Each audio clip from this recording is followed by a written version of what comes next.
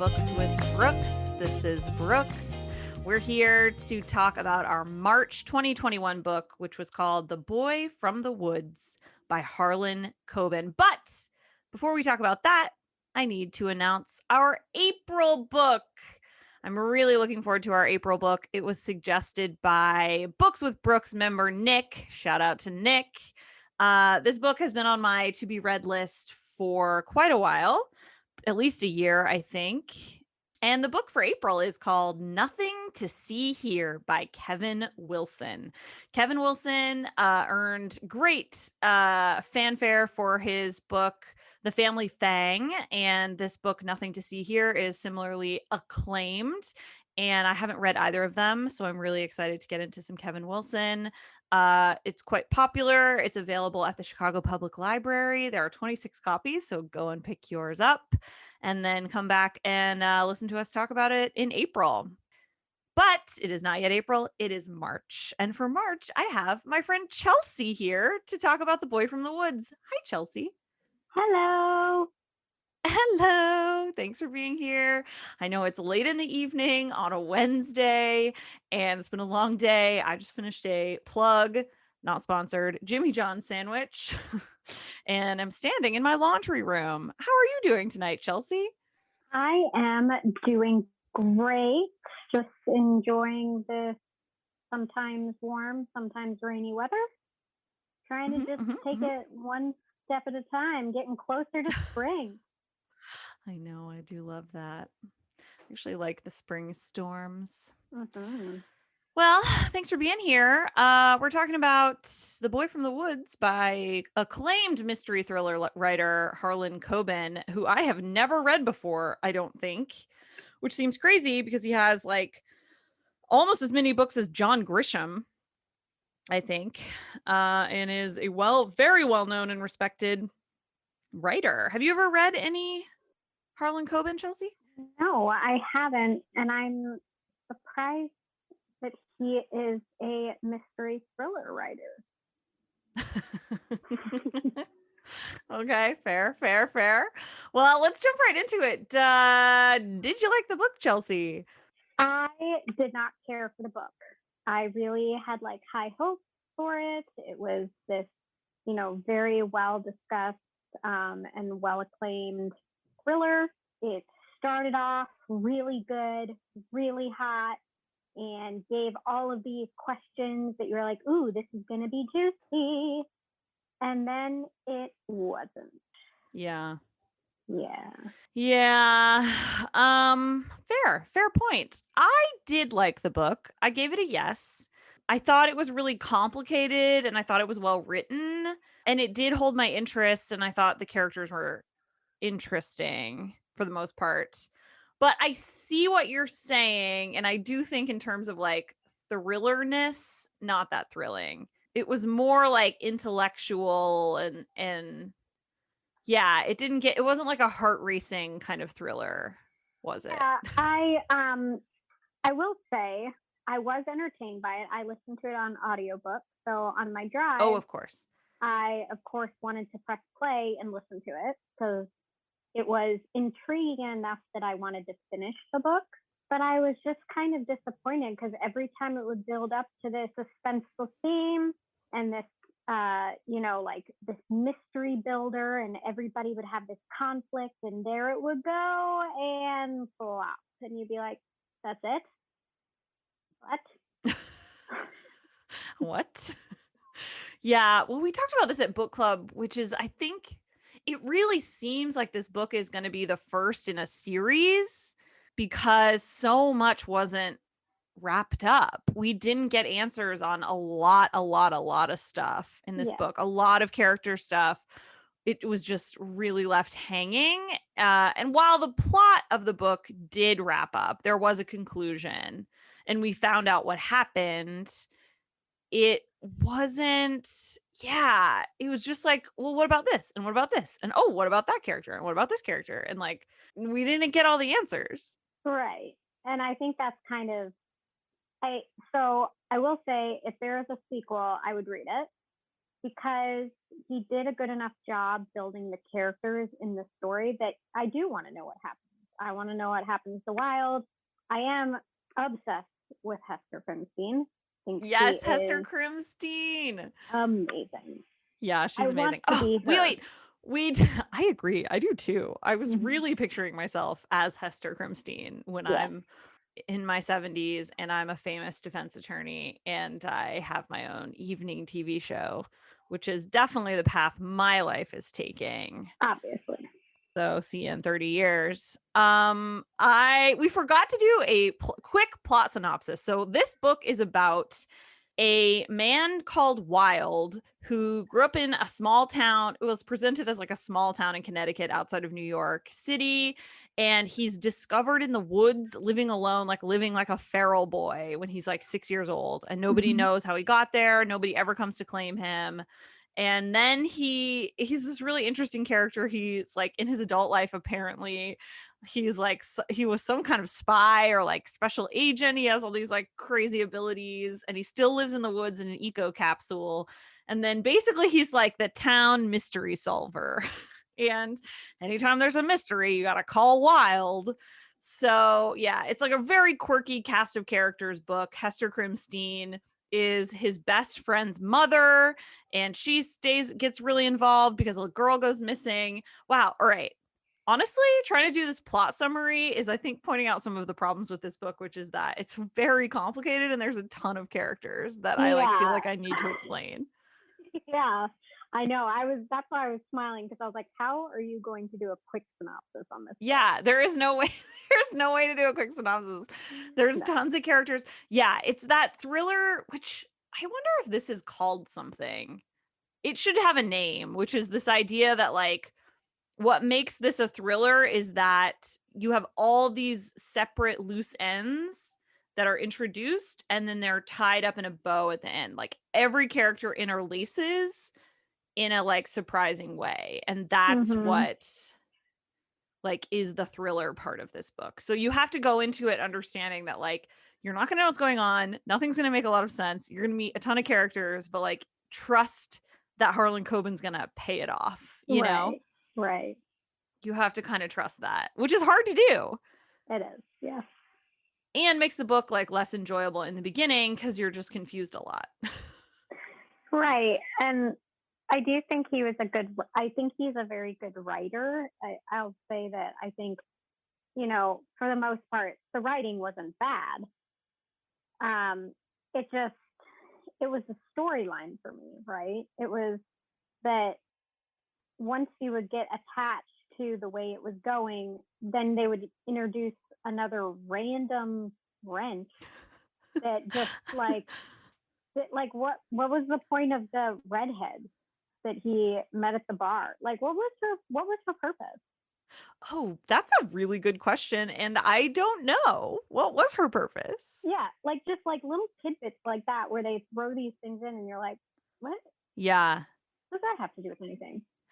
I know it's funny because I think one of the really difficult things, I'm sure, not that I've tried it, but I assume one of the difficult things about writing a thriller is that you have to insert like some red herrings, like you have to include some details that aren't like clues Mm-hmm. or else everything's a clue. But it's a really hard balance to strike because then you end up in situations where the reader is like, well, why did we just read all about that? Like, we didn't need any of that. Right. And that's why I think maybe I would have, because I can't say I didn't hate the book. So I think one of the things that would have made it better for me is if it wasn't labeled a mystery thriller. I think it was called something different. I would have had an easier time with it. What do you think it should have been called? I think that's a great idea. And I do think there are some marketing issues with this book. So I don't even disagree with you, but I'm wondering what we would classify it as. I mean, I guess you could spin it as a mystery or a suspense. Yeah. But like when I think thriller, like I said this the other night in book club, like I think of Gone Girl, where it Right.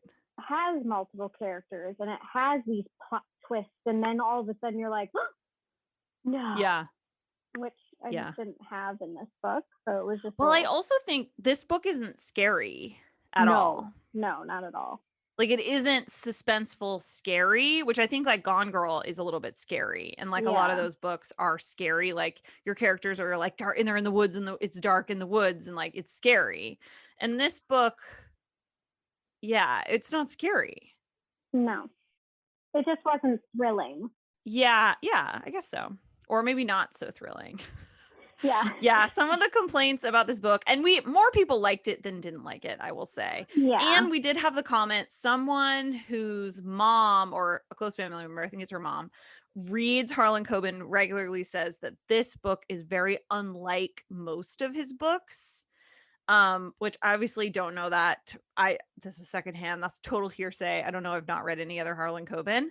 But I guess there have been complaints that this book is really different from what he normally writes. So whether that's good or bad, I don't know. So is his genre thriller? Yes. So then I wonder if they just labeled it, like marketed it as being a thriller because of his previous books and didn't market it correctly. Yeah. I mean, he is a thriller writer. Yeah, maybe. But I mean, I also think anytime you get a writer who specializes in a genre, like there are some Stephen King books that aren't horror.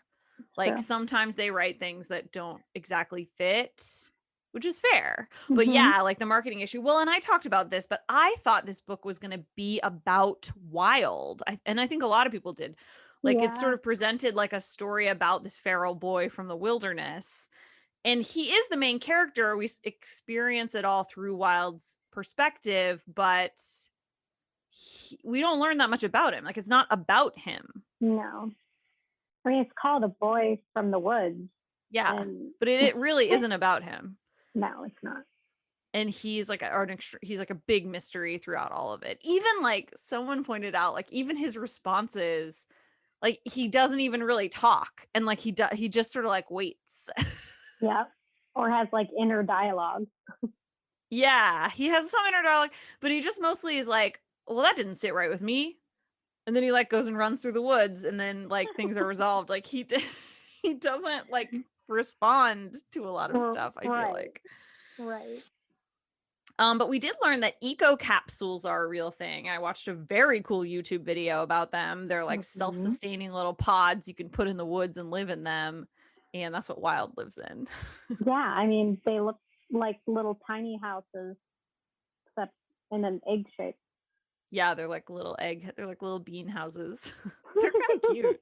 I also liked the video that I watched had them living like right outside a city. Like you could see basically like the skyline of Chicago, and then they're like in this like bean pod in an empty field. I'm like, where you put that? Where's that Yeah. going? What are you doing? Imagine seeing one of those in Chicago. It'd be so ridiculous. You'd be like, okay. Okay. What are the major themes of this book, Chelsea? So, I mean, I think so. One of the things that I believe was a theme is just the family. What's the word I'm looking for? Like the how when you have your family, it's so important to you that you're willing to do things that you don't think that you would normally do. So, for instance, all of these different characters have all these different family connections in their own way. And it shows this vulnerability of how far and how to what length they're going to go to protect their family. Yeah, that's true. It's a lot. Yeah.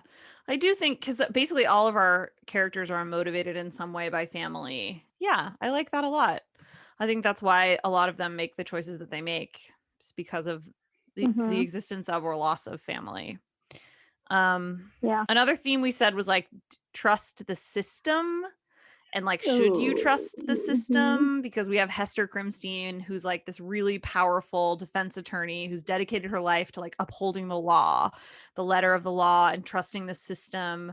But in the end, she's sort of proven wrong that like, no, the system can fail. And should you trust it? I don't know. I don't know. I mean, they show that the system fails in multiple instances, Yeah.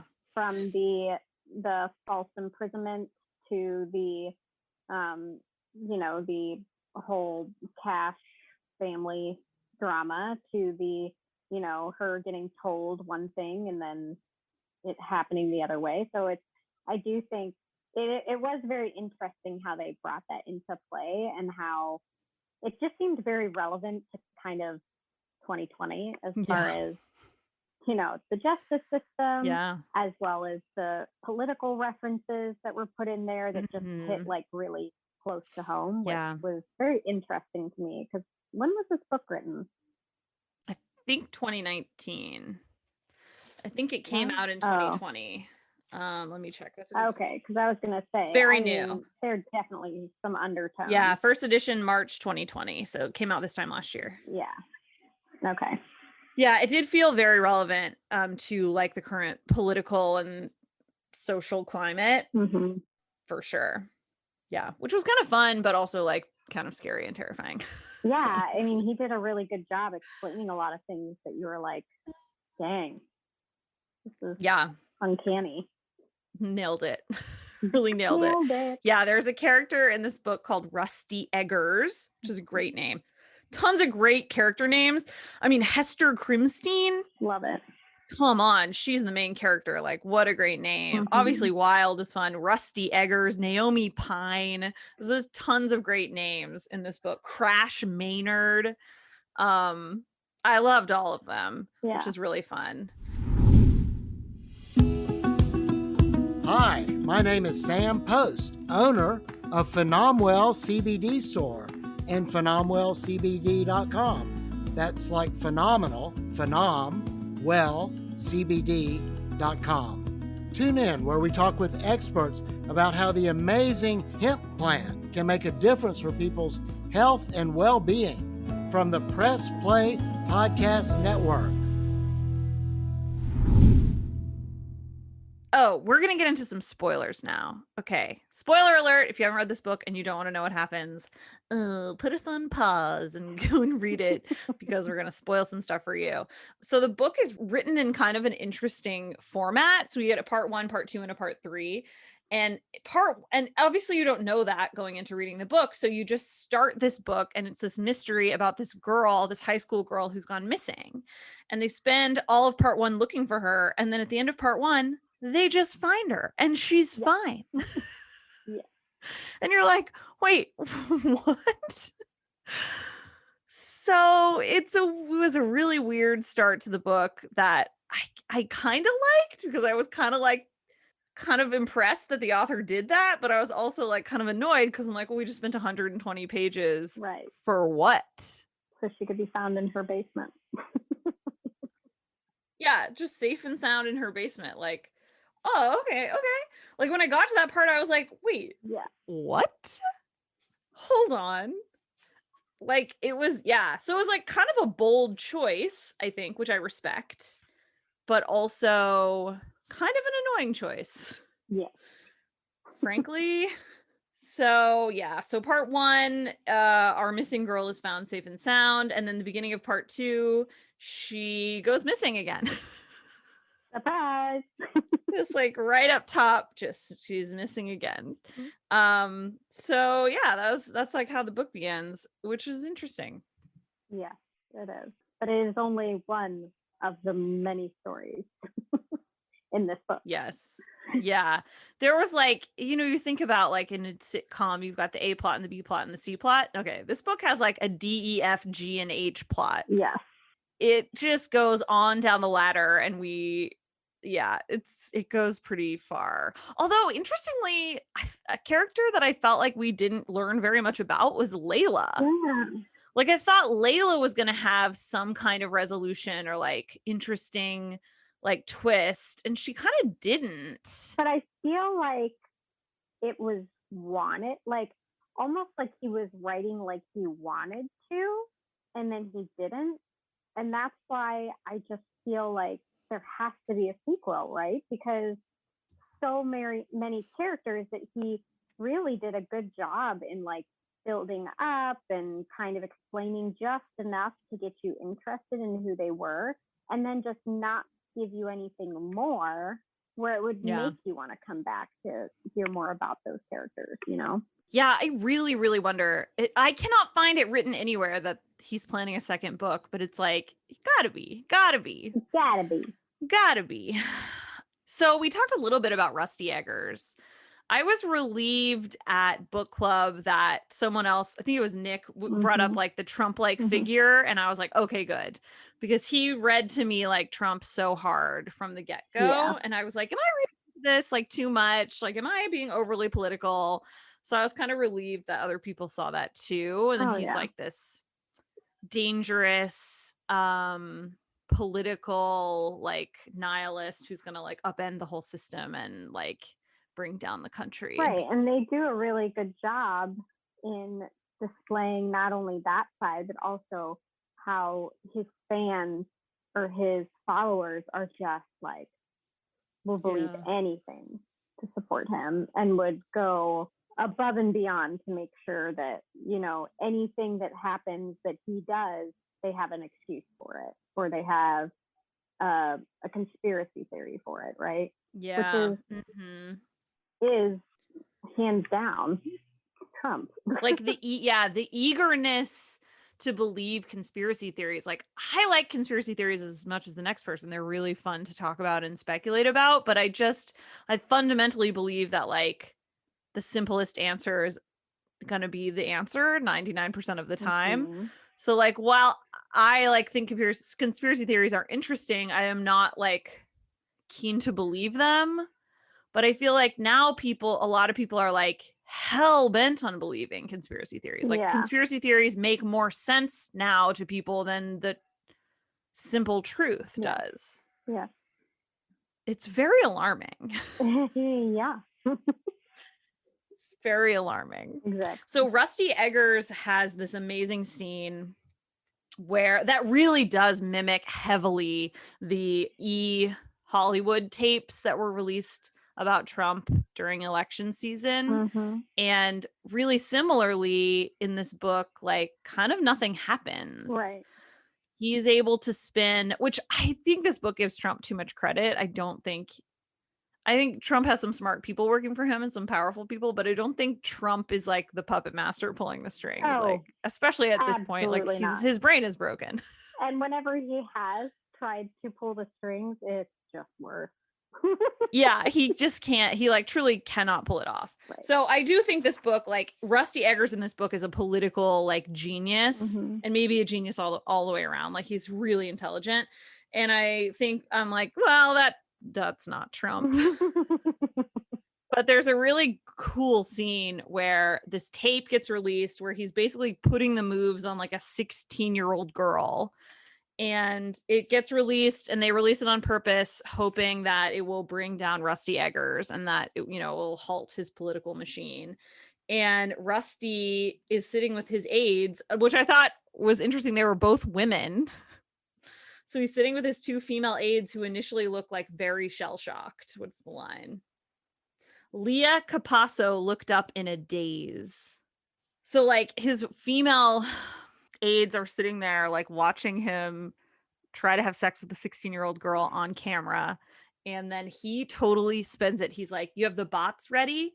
Okay, get the first group of them to claim that this tape was a teaching demonstration. Then we also get another group of fake profiles to raise the macho man excuse. What red-blooded all-American male wouldn't move on a hot piece of ass like Candy Pate? Finally, let's get the fake news groups to say the tape had obviously been doctored. Then we'll get the bots to say, like, look at this, here's the whole tape. But then when people click on it, the link will lead to an error message. And then the bots will claim the mainstream media or the government took it down. It's a cover-up, they'll scream. Like, all of that is so real. Yeah, it's real messed up. Although, again, I like find it hard to believe that Trump has an army of bots. Like, I think it's much more likely that it was like Russia did it for him. Like Russia thought about all this stuff and was like, oh, I know what we can do. So anyways, but that part of the book, and we spent a lot of time talking about this, is like a very miraculous, I think, piece of writing, because it's so relevant and so real and like extremely visceral, given like what we've all been through as a country the last 4 years. Right. So Totally. it was pretty cool section and maybe my favorite part of the book. Yeah, it was disturbing and in a really like interesting Yeah. way. And that was I just read from page 279 and 280 in the hardback edition if you want to check that. Let's talk about what kind of person is Wild, our feral boy who saves. He's our hero. He's our hero and our protagonist, but he also kind of sucks and is an asshole. Yeah. Yeah. I mean, like, so I envision him being like very much so like this Fabio with his blonde, longish hair. He puts Yes. up in a man bun and he's just like buff, but like has the look of steel. You know, where you're just Yes, like, totally. okay, Wood Boy over here turned out to be a grade A stud. Like, okay. Wood Boy. Seriously. Yeah. So yeah, well, he's like dead set on being like, I don't love anyone and like I can never because I was a woods boy. And it's like, all right, except you're like a 40-year-old man and you live in an eco trailer and you've never had a relationship. Like, you really gonna double down on that? Like, it just seems like too juvenile, right. or something. Right. And I think a lot of the points that like Hester was making was even relevant to it. Like, time to grow up, bud. Time to grow up and get over it. Yeah. Time to get over it. Or yeah, like put it behind you, my friend. Yeah. Which is not to say that he couldn't like continue living in the woods or that there's anything wrong with living in an eco capsule. I think I used the wrong examples. But he's like very unreliable in his relationships. Like his sister, he hasn't talked to his sister in 4 years or something when he calls her for help on this like project. And it's like, yeah, that's shitty, man. And she has a bunch of kids he's never seen and stuff. Like, and then he was obviously awful to Ava, that nice art teacher. And it seemed like he was like borderline abusive to her, like in that he just like, he's like, I live in the woods. Like, yeah. Just like, all right, dude. I can't be tamed. Yes. I'm a wild boy. I'm a wild boy. But then at the same time, he's like, ooh, can I text you to come over? Like he's doing a lot of like late night texting with her that I'm like, all right, dude, like which one is it? Right. So I feel like overall, especially at the end of the book and like the decision he makes at the very end, I was kind of like, all right, fuck off. Like you're really selfish. Yeah. You're a very selfish character and I don't think I like you. Yeah. Yeah, I mean, if any of our friends had a guy in their life that was like that, we'd be like, ew, get rid of him. Yeah. We'd be like, honey, are you sure? Yeah. And it's like, yeah, we get it. Like you have trauma from your childhood. Like that's not an excuse to treat people badly when you're 40. Right. Get some therapy, Wild. Okay. Yeah. Okay. Just do a video chat. There's many different platforms nowadays. It's 2020 in this book. Actually, I don't know. I don't think this book gives a year, but it's modern day. But you know who I did like? Hester Crimstein. The star. She's the star of the book. Star of the book. Truly a firecracker. Just like want to be her, admire her. She's full of philosophies. She's always dropping knowledge. So many. Really good one-liners. Like I liked her a lot. I mean, I would rather this book be about her. Yeah. And just her alone. Yeah. Because every time she swooped in, it was always just like bad ass fish. Remember when she took the helicopter? Yeah. Just casually. Yeah. Like, she just literally landed in a helicopter and was like, what's up, dummies? And like, just so cool. And like, I just envisioned her being this presence, like, just even the time she walks into Dash and, what's the woman's name? Delia. Delia, yeah. Walks into their house. You combined Delia and Layla into Lelia. That's awesome. That's close enough. And like, she just walks into their house and is just like, let me drop some knowledge. Yeah. Boom. Boom. And she's like, I'm expensive. if you want me, here I am. If you don't, I got better things to do. I got my own TV And show. here's how it's going to go. Right. And I just feel like Yes. she was just Oh, like, man. Oh, man. To have that kind of power. so cool. So badass. Yes. Yes. I mean, who, especially if you work in client service, it's like, or I'm sure you too, like you're working with patients all the time. Like you just want to sometimes just be like, hey, it's going to be my way. Okay. I'm calling the shots here. I know. I want that. You can't always say that because you have to like give them what they want. And it's so annoying. I know. I just love that she was able to do that. I want to be as powerful where I can just be like, you don't like it my way? Then leave. I don't care. I don't need your money. Right. Okay. Bye. See ya. Mic drop. I think that's what they call, okay, this podcast is going to be rated explicit because I'm about to drop the F-bomb, but I think that's what they call like fuck you money, isn't it? Where it's like you have enough money to just be like, all right, fuck you. Like, I don't need this job. Yeah. Like, that's what I desire. That is power. That is power. And it shouldn't be tied only to money, and that's bad. And I shouldn't think that way. However, you know, we all like money. Yeah, I mean, it's just nice to have the flexibility, right? Yeah, To unfortunately. be able to. Damn you, capitalism. I shake my fist at the sky.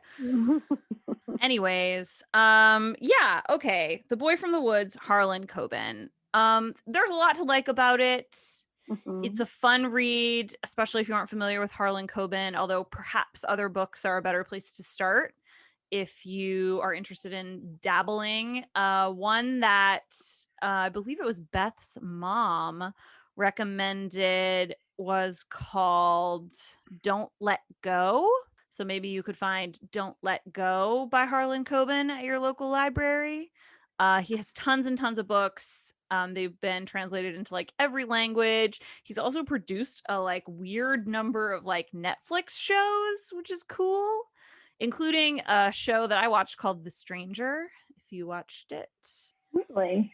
So Harlan Coben like got a lot going on. Like he's a dad of 4. He lives in New Jersey. He's done a lot of French projects, so I'm gonna go ahead and assume that means he speaks French, although I don't know that for sure.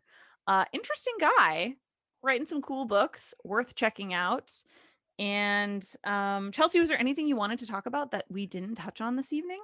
No, just, you know, I'm here for Hester. We're all here for Hester. And it will be interesting to see. I will keep everyone updated if there's any kind of announcement about a sequel to this book, because I think some of us would be interested in that. Definitely. Well, Chelsea, as always, thank you for your frank opinions and your funny humor, sense of humor, and for spending your evening with Books with Brookes. Of course. My pleasure. Thanks for having me. Happy reading.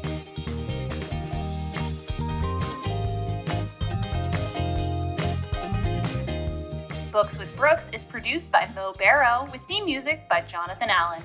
Books with Brookes is part of the Press Play Podcast Network, which empowers hosts to create high-quality professional shows that inspire and entertain.